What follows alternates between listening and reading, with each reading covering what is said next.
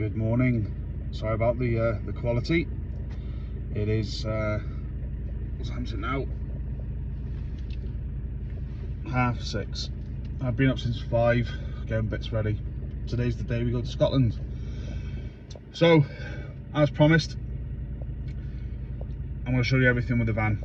So, what I'll do is if I flip this camera around, as you can see, there's my mileage. Fuel gauge, as you can see, is in the middle of empty and quarter. That's giving me 54 miles. It's not a lot really, that is, when you look at the gauge. So just move my eyes. So let's go through this. So let's reset that.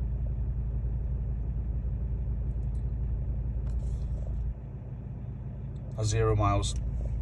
Obviously, now I've got to go to the garage. It's only a couple of minutes away. Fill that up. Wow, that temperature went from 15 to 9, so obviously that's not right. And there we go. I'm going to say some little things along the way. A lot of people probably know, but I know a lot of people, especially when I have my garage, that many people weren't confident in checking things in their vehicle, or things that they never knew, symbols, your buttons and all this, they were scared to touch. Or so a lot of modern vehicles, as you can see, there's the fuel pump and you see a little arrow. That means that my fill point is to the left, or in my case the passenger side. So that's what the little arrow, not every vehicle has it, but I think a lot of them do now. Or on some gauges, if the fuel, this little guy here, the pump if you like, if it's on one side, like this side, that means obviously it's on your left, or if it's on that side, it'd be on your right.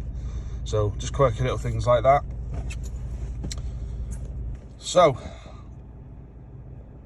as you can see, it's starting to lighten up. So I'm going to go and fill up, and then vehicle checks. I've done my toolbox. I've got mostly everything in the back, well not everything, but most stuff in the back. Cool box, water container, fuel up, check all the fluids in my van, go in the house, get everything ready and hit the road. Now it has been pouring down with rain this morning, so, but it's only in my area, so hopefully when we leave and get towards other side of Manchester, I think it's going to clear up. We're going to stop in a little place where it's got go outdoors and everything like that, so I can buy more stuff. So off to the fuel station and I'll see you there.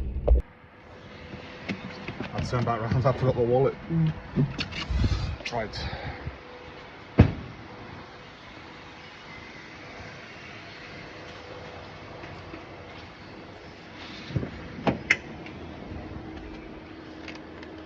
So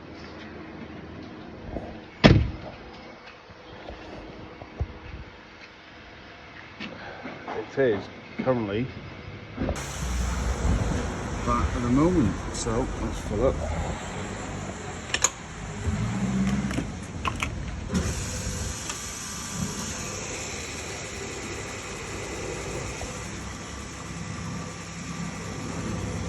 Since it's not like the American pumps, we can just leave it.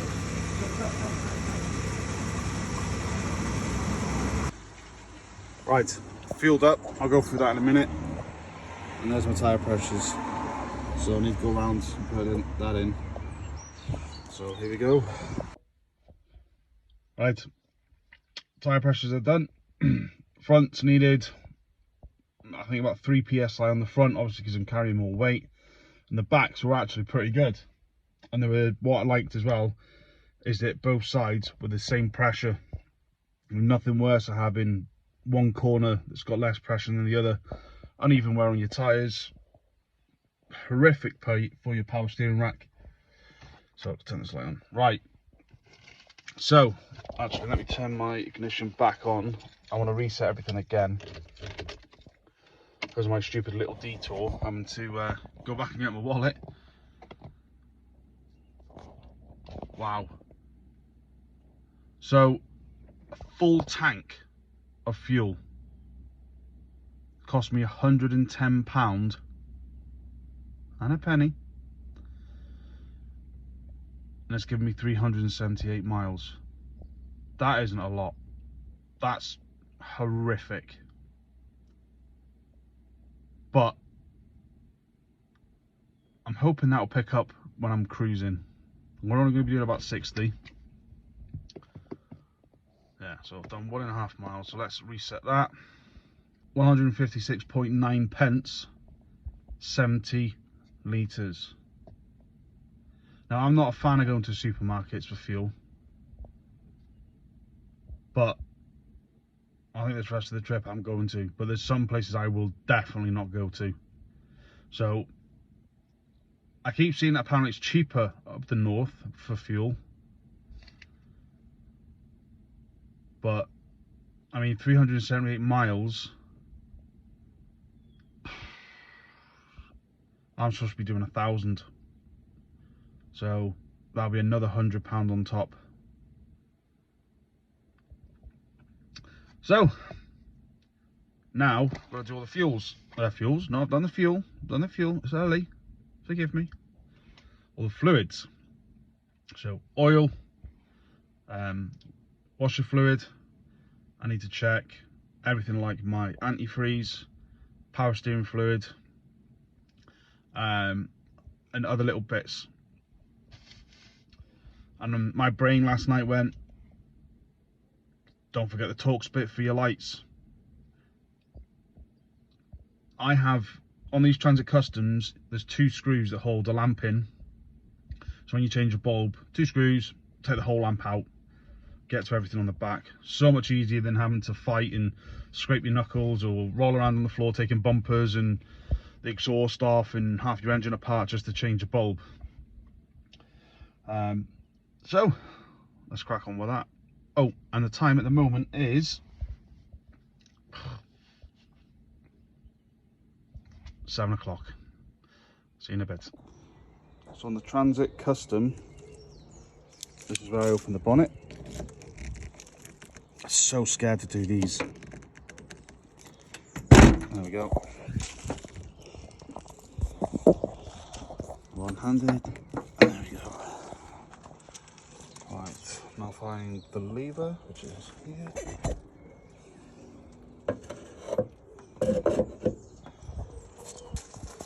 So I go for everything for people who are really unsure. Obviously, washer fluid, big explanatory. All the caps are blue to represent water. This is always the highest point, the fluid bottle. This is your brake fluid. So in most bottles, you should see a min and a max. Obviously the lighting's not the best. So let's check that. That's good level. It's actually not a bad colour. I mean, I really can't see it there. If that was really dark, I would definitely go and get it changed. All you need to do is just get all the system flushed out and new fluid and your brake pad on your clutch pedal if you've got hydraulic clutch. Oh, it should be so much better. Power steering bottle. Now these vary where they sit in a vehicle, and you can just see the glow of red in mine, so I know that's red power steering fluid. There's 2 colours. Well, the most common are red and green.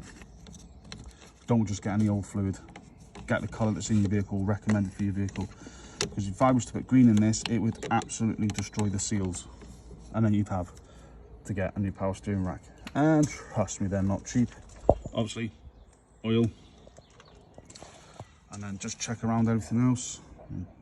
Fuse box. So this is a jump point in these because of the batteries underneath the driver's seat. So put your positive on there and then find a negative. just use somewhere on the gearbox. And then your antifreeze, as you see, min max, perfect. And like the power steering fluid, always make sure this is the right colour. So as you can see, this is a bit of a pinky colour, so that is pink antifreeze. You also can get blue, you can get green. Now if you're really unsure, you can buy antifreeze or power steering fluids and everything by a company called Prestone, and they do it for all colours. So if you're really unsure, just get that. It's your safest bet. Don't mix, please don't mix, because it'll just destroy. So power steering fluid, if you mix it, destroys the seals. Antifreeze, if you mix the antifreeze, because of the contents, because of the material of the engine block, that's how they protect it. So without going into too much scientific detail, the properties in them, in the red and the blue, are different, because one's like cast iron and one is like an aluminium based or alloy based material. And what happens if you put the red and blue together, over time the minerals counteract with each other and they actually turn everything into sludge, and that actually puts pressure on your water pump. If you bust your water pump, there's no coolant going on your engine overheats, does your head gasket, it could even blow your engine. So make sure you do it right, you don't want to lose an engine. So get a cloth for my oil. I'm happy with everything. I've got screen wash to put in, and then next to check is my lights.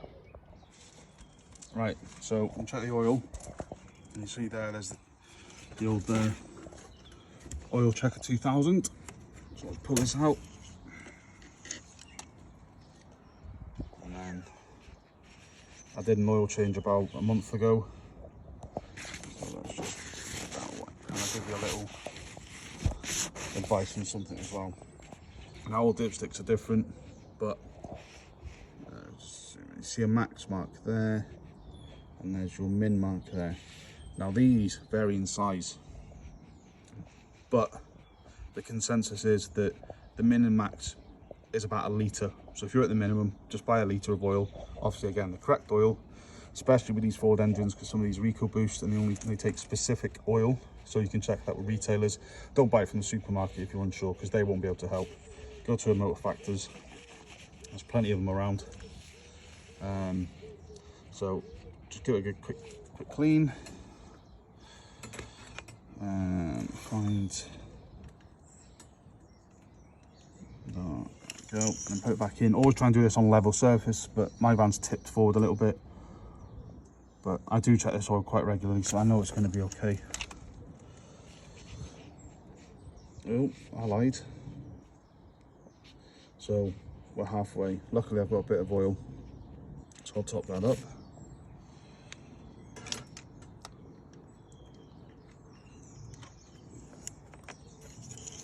Right, so that's oil, so I'll check that.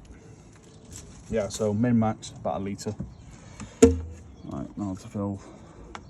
So this is the Prestone I was on about. This is obviously screen wash. You can buy ready to use, which is pour in, or you can buy concentrated. Now in colder weathers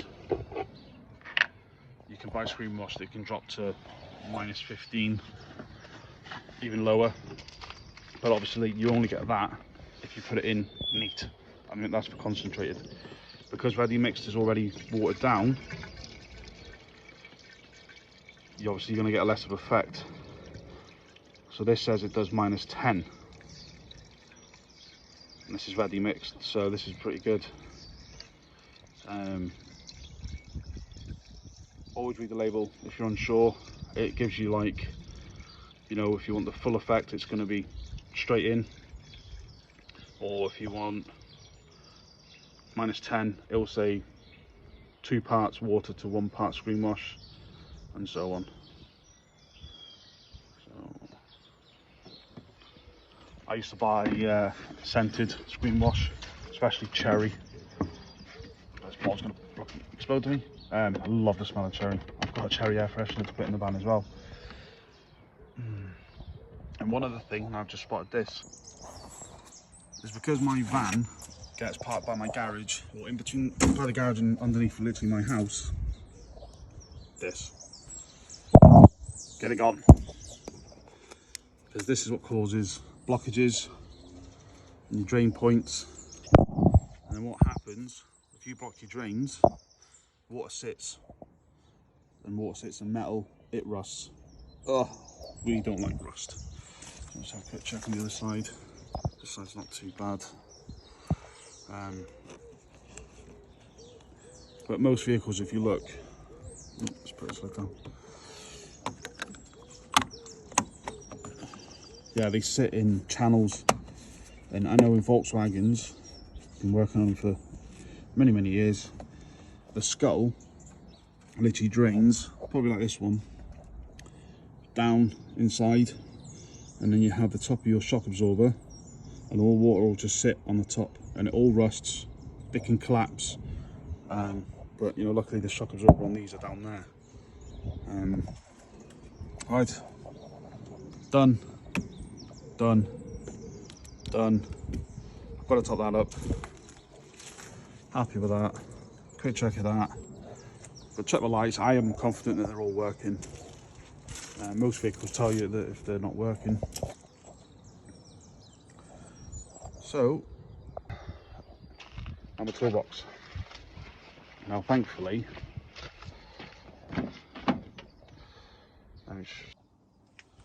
so I did this last night, so I'll quickly show you what I've got. It's very random, but random's always best. Fits lovely in here. But yeah, there we go. Right. This split charge has been working brilliantly. Voltage hasn't dropped. So let's spin you on this way. I need to keep remembering to keeping the camera this way. So these are the bits. That's for the curtain. The curtain didn't work last night. I've got to go and buy new and try and do that on the run. So, little pack. I have got more at the bottom of this, but basics. Multimeter. And then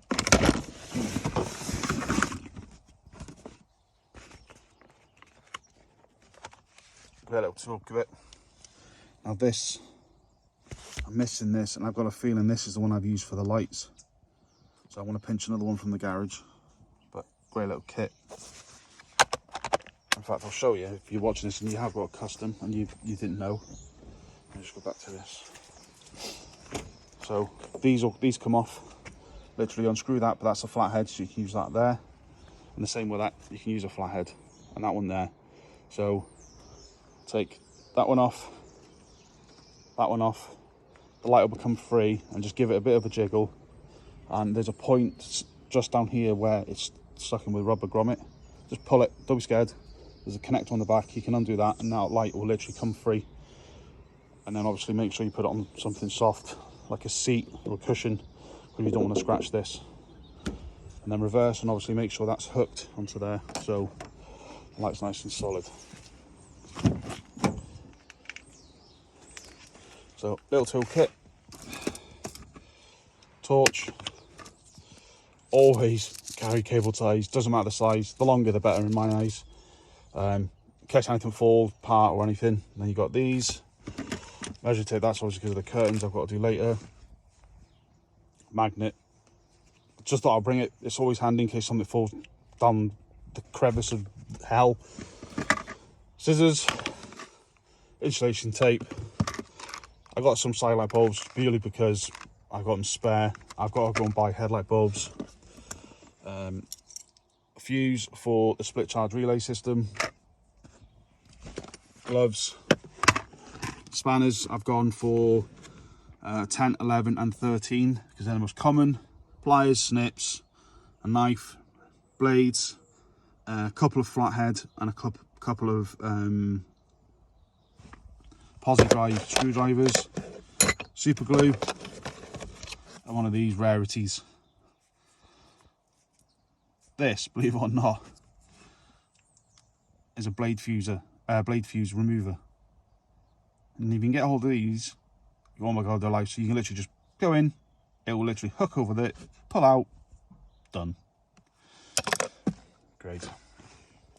Someone can buy off me for about £1 million if they want, because they're that rare. So that's a basic toolbox.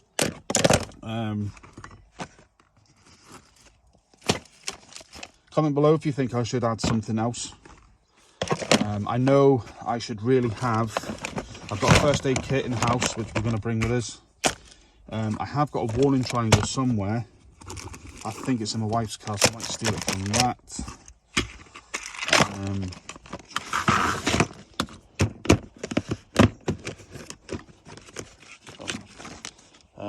Yeah, so yeah, if you think there's anything else that I'm missing that would be recommended in a little box, toolbox like this, let me know. I'll probably think of things as I go along that I can add, but it's so handy that it fits here. This is what I was actually thinking of doing, is having a toolbox, but I need it so I can fix it so it's not going to fly forward and back. Give the van a bit of a clean here, but obviously I haven't done that side, so it's nice and clean. Cleaned the mat. I've left it side down because obviously I knew I was going to be traipsing all over it, because the problem is, because my van on that side has the fence, I have to crawl in from this side. There's Angus coming with us, the van mascot. Oh, and these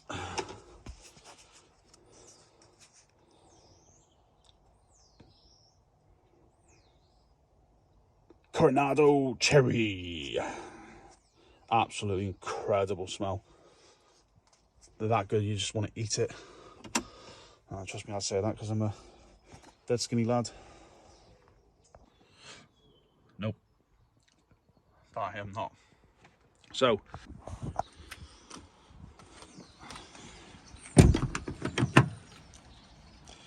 always forget about the double. There we go.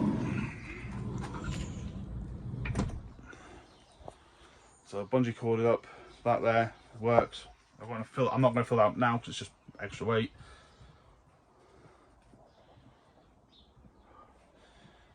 And then I'm going to start loading up now, and I will see you all in a little bit.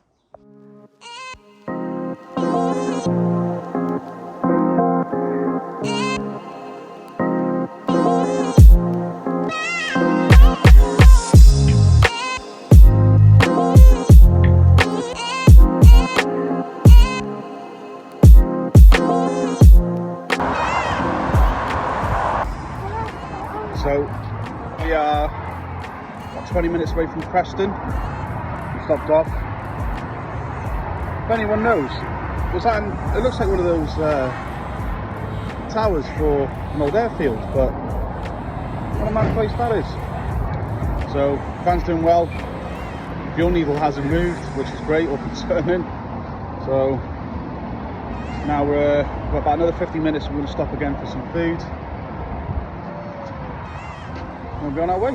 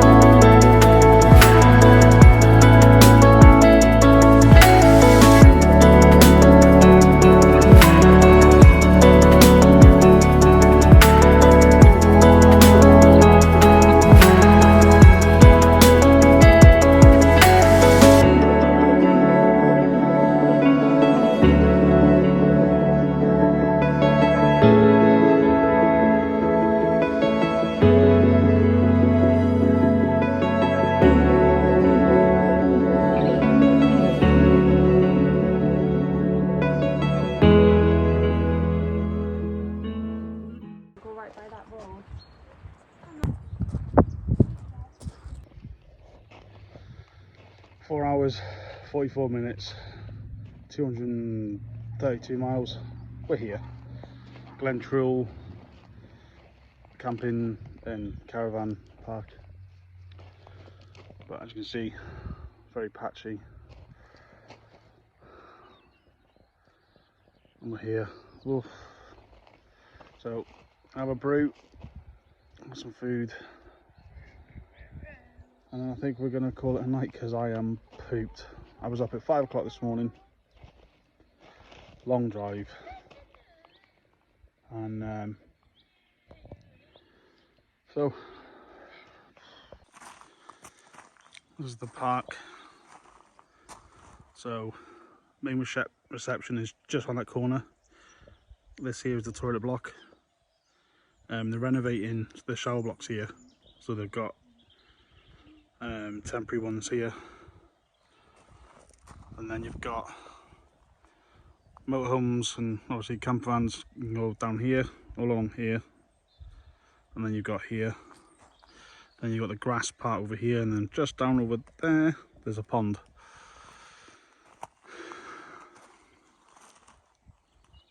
So, really quiet sight.